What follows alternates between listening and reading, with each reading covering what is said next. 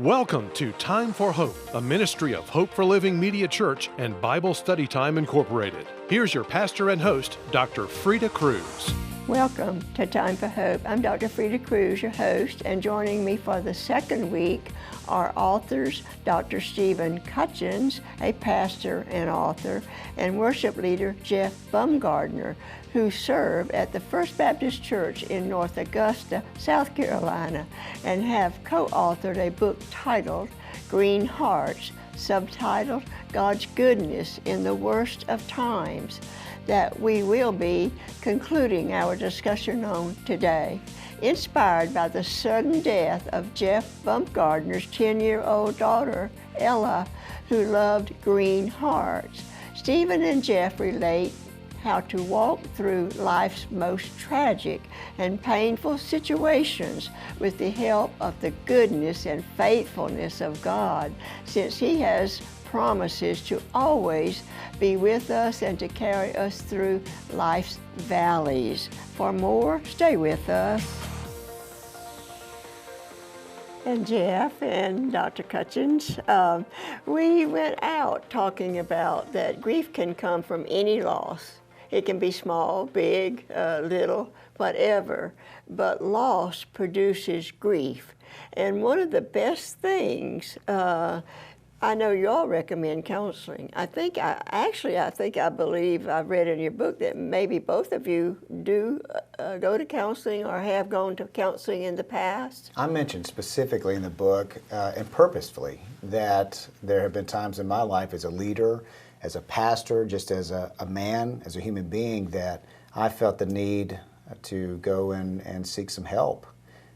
Right after my wife's father passed away. We were living in Austin, Texas at the time, and she was going through an intense amount of grief. I was working probably one of the most demanding jobs I've ever had, just a very fast pace of life. Our kids were at a certain age, and we had just moved from the East Coast to Central Time Zone in Austin, Texas, and so we were very disconnected from our family of origin and friends, and that was the first time that we really reached out and tried to find some counseling help. And man, did it change our marriage. It really helped us get into the new season of life successfully and kind of deal with some things that had gone undealt with for a while. And I think the reason I was so hesitant to do that was because my dad was a counselor. He had a PhD in counseling psychology. So I grew up with a counselor thinking, why in the world would I need to go to counseling? I mean, my dad was a counselor. I'm a pastor. I'm good.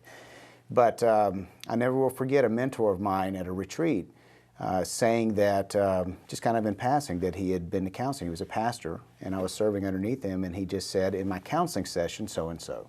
And it really caught my ear because I thought it was odd that he would be in counseling. I thought, what in the world is he doing in counseling? He's got it all together. And then it hit me. That's why he's living such a balanced and successful life, is because when he needs help, he's willing to reach out and get it. Yes, how about you, Jeff? Yeah, I think the stigma that a lot of people have with counseling is that that's the last resort, and when I'm desperate enough. But I think, as Stephen said just a moment ago, it's those through counseling and through even mentoring relationships that we can find a better balance within our lives, and especially when we're facing a tragedy or we're facing a loss of any kind. If we have those relationships already in place, then we're able to encounter and even experience victory a lot sooner when we walk through those times. If I'm remembering correctly, we kind of did some inventory on how many people we had connected with just in ministry in the numerous states that we've served in, different time zones in the United States. And either we talked about this or it was in the book, I can't actually remember, but we kind of went back and forth about how many hallway conversations we'd had with people that were dealing with very heavy things. And as pastors, we're a lot of times the front line for a conversation like that. People will come to us either because they know we've been through something similar, or they just trust us as a trusted source to come and talk about some of the deeper, more serious and maybe private issues they're dealing with. But there's no way from our seat onto the bus that we can really walk step by step through the therapeutic aspects of what they may need. And there are people that have trained and gone to school and have done countless hours of getting licensed to meet people in those moments. And finding a right counselor is something that I enjoy as a pastor helping people do. But I would encourage all Christians and certainly Christian leaders like us, I'm very committed to saying, hey, we need to refer people and not just have a hallway conversation with them, but help them get to somebody that can walk through that journey with them. I think I've shared with you off camera that I was a licensed professional counselor, Christian counselor, and it became a Christian counselor, but I was licensed as a professional counselor in the state of South Carolina.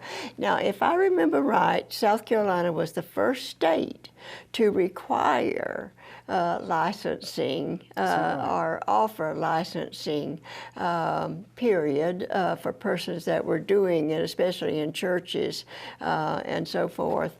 And they had to go through whatever it took to get the license. But if I'm remembering right, it's been quite a while since I had my doctorate in counseling. I did my master's in counseling, and then I moved that over and received a doctorate of ministry degree from Trinity Evangelical Divinity School. By the way, I have to give myself this.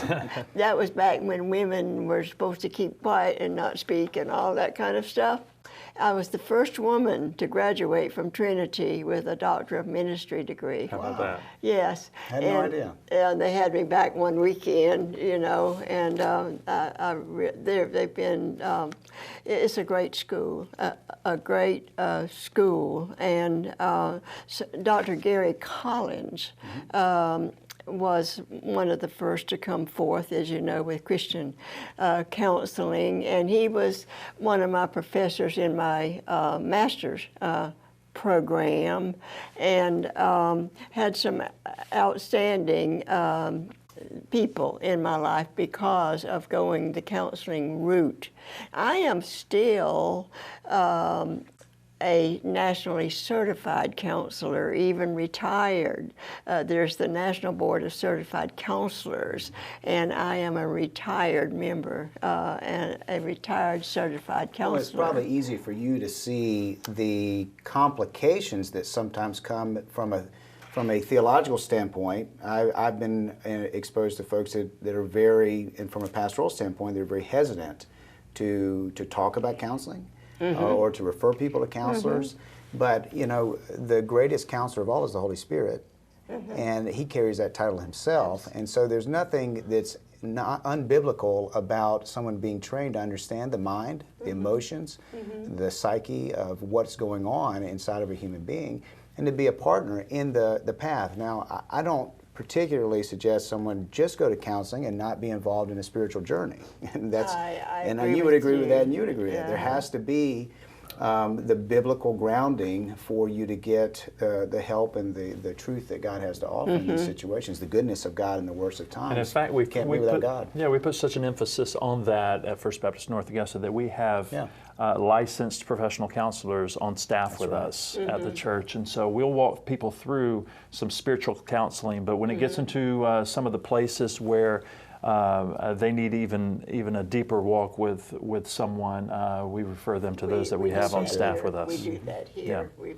We have great referrals, and especially, as I mentioned off camera again, having been associated with the American Association of Christian Counselors, Dr. Tim Clinton has done a wonderful job and did a wonderful job. He and Dr. Collins started out together they purchased a counseling service that was already going on, and it only had about 1,000 members or something like that when they purchased it. When I left there, having chaired the board for 5 years, it had already reached 50,000 members of Christian counselors. And you've just brought me up to date on some of the things that are going on. Yeah, just at the time we're recording this, just last week, there were over 7,000 folks that, like myself, that are associated with this American Association of Christian Counselors gathered in Nashville from 34 different countries and from all over the United States, certainly. And one of the things that Tim actually said and that they covered in the conference, they all alluded to the fact that in the Christian church, we are really missing some opportunities. And I think for a long time, the many local churches, perhaps our own included, were kind of late to get to the game and to be ready and prepared to help people, proactively prepared to help people find the solutions and to go on this journey of finding God's goodness in their difficult, grieving times. Many churches today have a professional counselor That's on right. the staff. Isn't that encouraging? That's very It's so encouraging, and we're almost out of time for this first section. Can you believe that? And I was going to turn to Jeff and ask him to share more about what he went through with Ella's death, and I learned from him off camera that it was a short time, actually, that he even knew that his daughter was ill and in trouble, and that this could happen. When we come back, I want to hear from you personally about what you told me off camera. Sure. And some of the things that you went through with the loss of your daughter. And you've told me you have 3 children left, a son and two more daughters, Correct. right? And so I want to pick up with that when we come back off this break, okay? And we will be right back.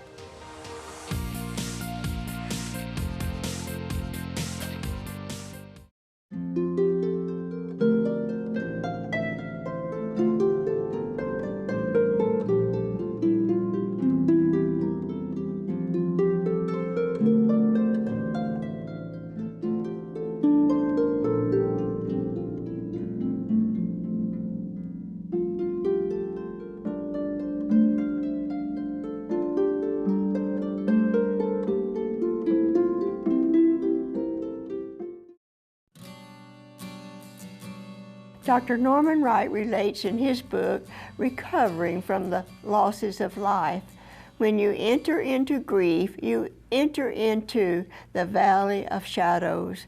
There is nothing heroic or noble about grief. It is painful. It is work. It is a lingering process. The death of a child generates the most intense grief because it is unnatural and it seems so wrong. And a parent's grief is compounded when the child dies suddenly and unexpected. Whether it is a child or other loved one, our whole being rebels against significant loss. Our grief response can include disbelief, shock, anger, guilt, hopelessness, anxiety, depression, psychosomatic complaints, and even the desire to die in order to be with the lost person. We respond to grief in different ways, depending on our personalities, our emotional history, our relationship with the Creator God, what we believe about the afterlife and where our loved one is, our emotional support, and our beliefs related to appropriate and inappropriate grief. But to recover from our losses, we must grieve. The following directions have proven to be healthy responses to grief. Let the tears flow unashamedly. Talk about your loss and feelings with those who understand and don't believe the lie that Christians are to remain strong and refuse to grieve. 3, get out the photo album and remember the good times you shared with your loved one. And don't allow yourself to feel guilty for laughing, because this does not mean you are forgetting they are gone or failing to grieve their loss. Instead, you are allowing them to continue living in your memories of them. 4, write down your feelings and thoughts as you think about your lost loved one. This will provide a record of your grief journey, which can give encouragement when reviewed. And 5, know that eventually you must accept the reality of your loss and begin the process of letting your loved one go and learning to move on without them. And most importantly, believe and look to God and His promises to see you through. Doing this as we grieve can actually draw us into an intimate or more intimate relationship with the Creator God. He promises in Isaiah 43 verses 2 through 3. When you pass through the waters, I will be with you. And when you pass through the rivers, they will not sweep over you. When you walk through the fire, you will not be burned. The flames will not set you ablaze, for I am the Lord your God.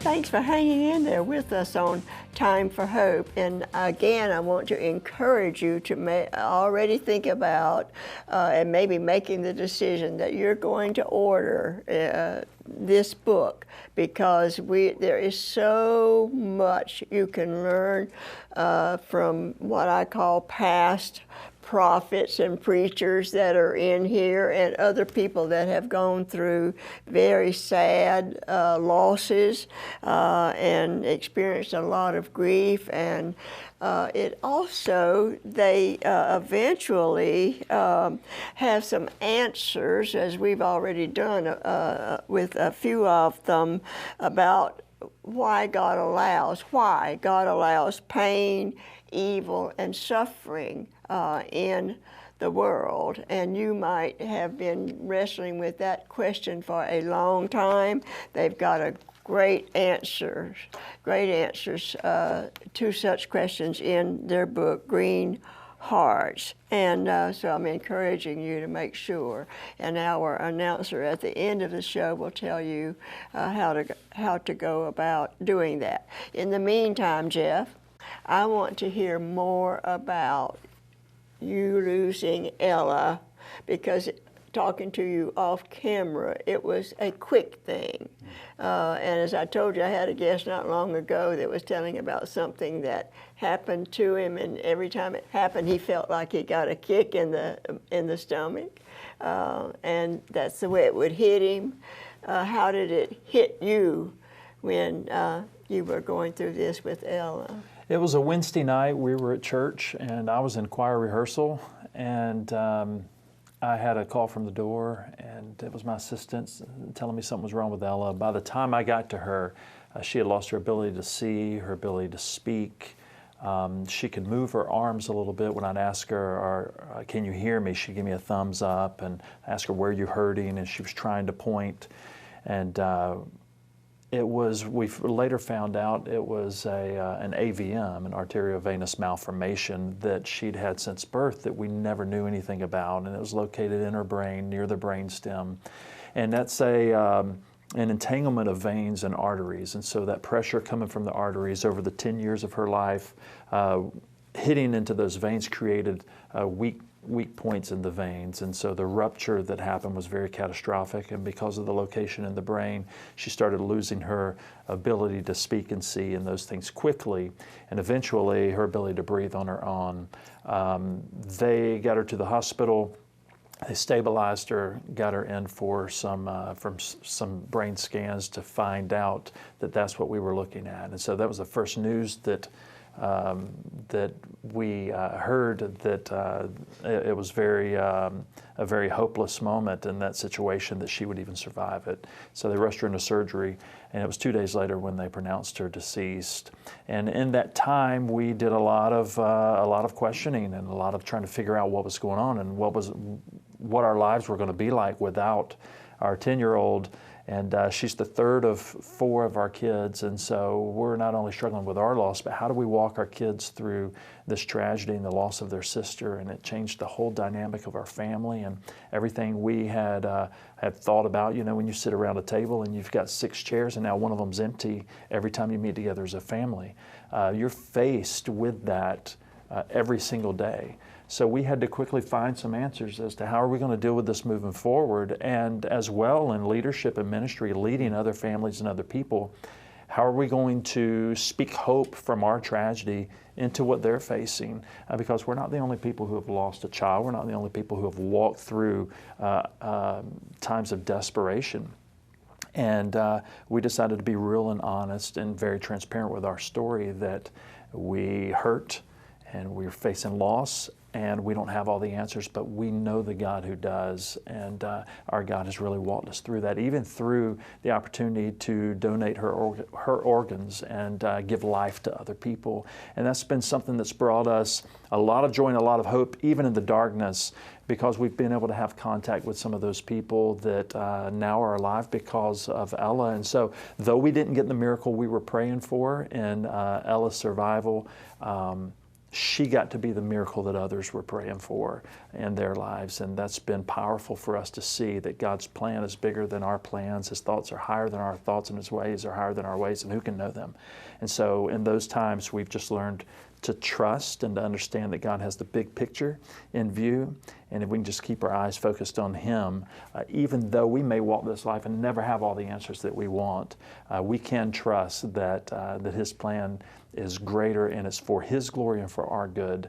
And we know that that empty chair that we have at the table right now, there's an empty chair near Ella at the King's table in heaven, and she's saving us a seat right there. And so one day we'll get to fill that seat and be reunited with our daughter, and that's the hope that we hold on to, and the truth that we speak into the lives of others. Yes. You, in other words, we talked early on, I did, about mining the gold of a situation. That was some of the gold that you found in mining the mountain of grief, wasn't it? It really is. She got to donate those organs to others that needed them. Yeah, and we've also talked about finding purpose even in your loss and honoring the loss. How do you do that? How do you honor the loss of someone or something that's so valuable to you? And through that, we've created a foundation called Ella's Gift. And we walked those hospital halls when Ella was in the hospital and saw so many other families who were desperate and crying out to God for miracles. And through Ella's Gift, we're able to give back and encourage kids who are also facing health issues in the hospital themselves. And then I noticed in going through your book, which surprised me, you came up with, out of talking of grief and loss and all that we've shared and everything, you also jumped into forgiveness and forgiving a person who has hurt you. How do you tie that in with loss and grief? Well, loss is loss. And you spoke to that a little while ago. Loss is loss, and it doesn't just have to be through the death of a family member. It can be in so many different ways, and sometimes we find ourselves needing to forgive ourselves, and sometimes the need to forgive others. And you want to speak to that a little bit about how we approach that? Even when we were writing the book, there was a real connection with your story and your heart, where it was in the condition at that moment we were writing with when we listened to Dr. Norman Geisler's story of losing his daughter. He went into a great deal of detail about the internal struggle he had of, what if I had done this? What if I had done this? What if I had been there? What if we had, this, that, or the other? And the end result of that was he was what-ifing himself to death. And to your point, he had to forgive himself. And I think what we find in the Christian walk, in relationship with God, talking about God's goodness in the worst of times, is that sometimes God's greatest gifts come in boxes that make our hands bleed when we open them. And they leave scars. And the truth is that we don't have to hide our scars. Christ didn't hide his scars. When he came out of the grave, he walked around and freely showed his hands and his side. And he said, this is the weight of what I've just walked through. He didn't hide them. He didn't conceal them. And I think that's part of the journey, and that's part of the forgiving process, is just coming clean and saying, yes, this did hurt, and I don't have to hide anymore.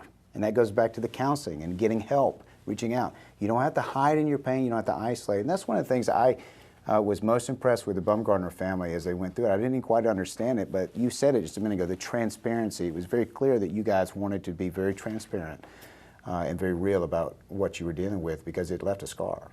And those scars don't have to be hidden. They're the things that make us who we are. You know, I have said that we could go on for 2 more weeks with this. There's so much, and that's why I'm so happy that I can encourage them to get a copy of your book. And I also want you to know how much I appreciate y'all. It's been our pleasure. Thank you for having us. In your busy world, that you would come and share your time and your knowledge and your experience with us on Time for Hope.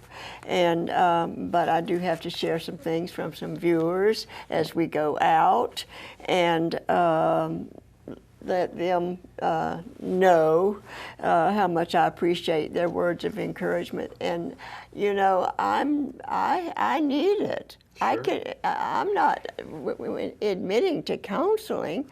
I can use these words of encouragement that these viewers send in, and I encourage them to do it. So the first one that I have says, "Dear Dr. Freda, I have been watching Time for Hope a long time. Today's message was from the Lord to me. Your program is so good," and then she adds, "and you are beautiful." And thank you for that. And then I have a prayer request. "Dear Dr. Freda, I need prayer to be set free from anger and resentment toward my ex-husband. I was married for 45 years, and he was having affairs all through our marriage. He has taken everything, and I have to live in an apartment." I want you to be assured that we take up these prayer requests.